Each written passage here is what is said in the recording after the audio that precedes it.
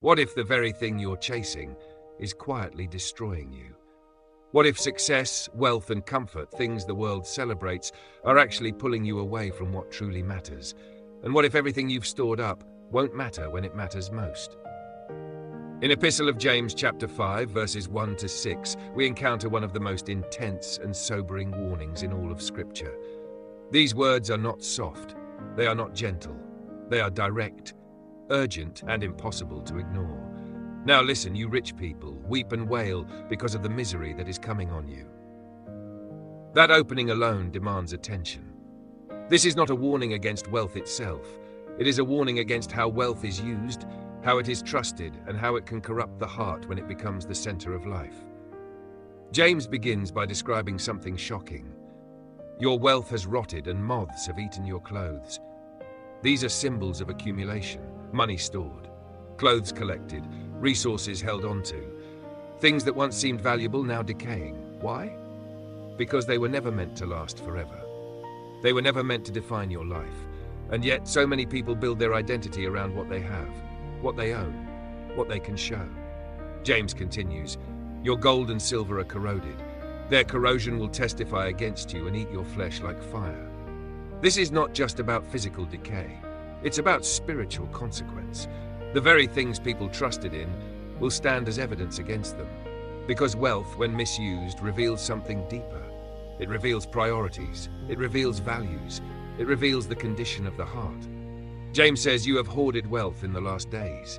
Hoarded, not shared, not used for good, but stored while others suffered.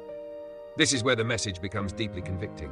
Look, the wages you failed to pay, the workers who mowed your fields are crying out against you.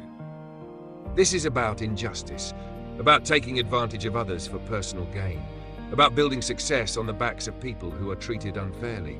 And James says their cries have reached the ears of the Lord. That means nothing is hidden. Every act of injustice, every moment of exploitation, every decision made out of greed rather than integrity, God sees it all, and He cares. This passage reminds us that wealth does not excuse wrongdoing. It does not protect you from accountability. In fact, it often increases responsibility. Because the more you have, the more you are trusted with. And the more you are trusted with, the more your choices matter. James goes further. You have lived on earth in luxury and self-indulgence. You have fattened yourselves in the day of slaughter. This is a powerful image, a life of comfort, a life focused on self, a life disconnected from the needs of others, and yet unaware of what is coming. It's a warning against living only for pleasure, only for accumulation, only for personal satisfaction. Because that kind of life, while it may look successful on the outside, is empty on the inside. It lacks purpose, it lacks compassion, it lacks awareness. And then comes the final statement. You have condemned and murdered the innocent one who was not opposing you. This reflects the ultimate consequence of unchecked greed and power. When wealth becomes the goal, people become expendable. Integrity is compromised. Justice is ignored, and others are hurt in the process. This is not just a message for the wealthy. It's a message for anyone who values things more than people. For anyone who prioritizes gain over goodness. For anyone who is tempted to measure life by what they have instead of who they are. Because the issue is not how much you have, it's how much your heart is attached to it. You can have little and still be consumed by greed. You can have much and still live with generosity and humility. The difference is not in the amount, it's in the attitude. So what does this mean for us today? It means we need to examine our relationship with what we have. Ask yourself, do I trust in my resources or in God? Do I use what I have to serve others or only myself?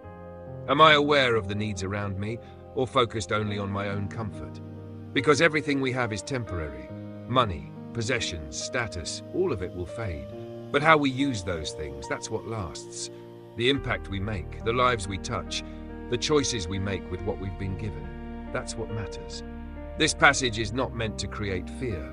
It's meant to create awareness, to remind us that life is bigger than accumulation, that success is not defined by wealth. That purpose is found in how we live, not what we own.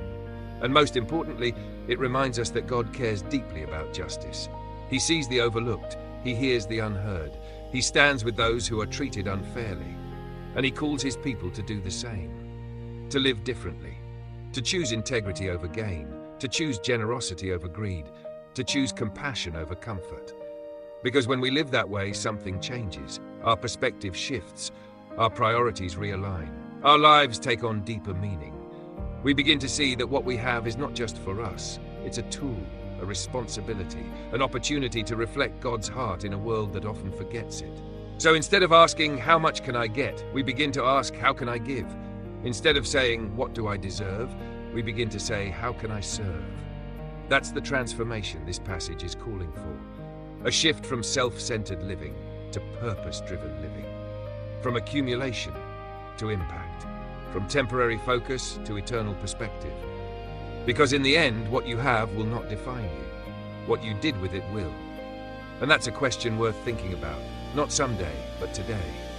Because the choices you make now shape the life you're building, and more importantly, the legacy you're leaving. So live wisely, give generously, act justly, and remember that everything you have is a gift, and what you do with it matters more than you think. Thank you for watching this video. If this message spoke to your heart, don't forget to like, follow the channel, and share this video with someone who needs to hear it today.